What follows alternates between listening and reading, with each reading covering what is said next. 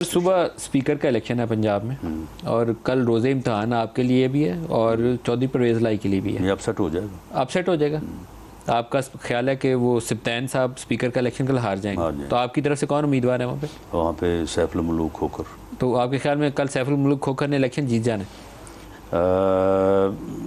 देखें जिस लाइन पे वो बात कर रहे हैं, कोई 5-6 वोटों के का मामला है, तो बहरहाल आज रात गए तक ये मसला हल हो जाएगा। हो जाएगा? You are confident? पर मैं पूरी तरह से कॉन्फिडेंट कि ये हल हो जाएगा। अब कोई मामला होते रह भी सकता है, हो भी सकता है, लेकिन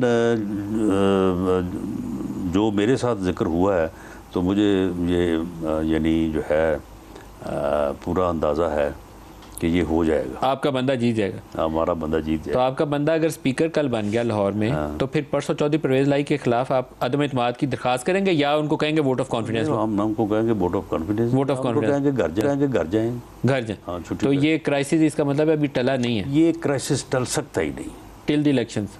जिस दिन वो फैसला आया और 25 वोट जो है रिट्रोस्पेक्टिव इफेक्ट में, देखें फिर ये है कि ये फैसला आया, उसके बाद इसका रिट्रोस्पेक्टिव इफेक्ट नहीं हो सकता, कभी हुआ नहीं है।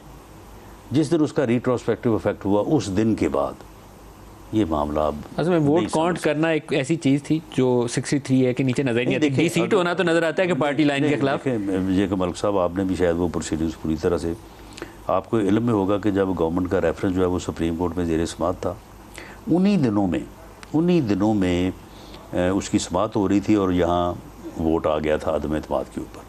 तो बाकायदा वहाँ पे ये बात हुई, बल्कि अटॉर्नी जनरल ने बात की कि जी इन लोगों को वोट कास्ट ना करने दिया जाए क्योंकि ये अभी आप ये मामला कर रहे हैं। तो चीफ जस्टिस साहब ने फरमाया ये आप क्या बात कर रहे हैं, वोट जब पड़ेगा तो वो कास्ट होगा, गिना जाएगा, और उसके बाद वो बंदा जो है वो उसकी डी सीट के लिए पूरा मैकेनिज्म दिया हुआ है आइन में। हम कैसे ये रोक सकते हैं? वोट जो है वो गिना जाएगा, उसके बाद डी सीट रोका नहीं जा सकता, उसके बाद जो है वो डी सीट होगा। जब जुर्म होगा तो फिर सजा मिलेगी।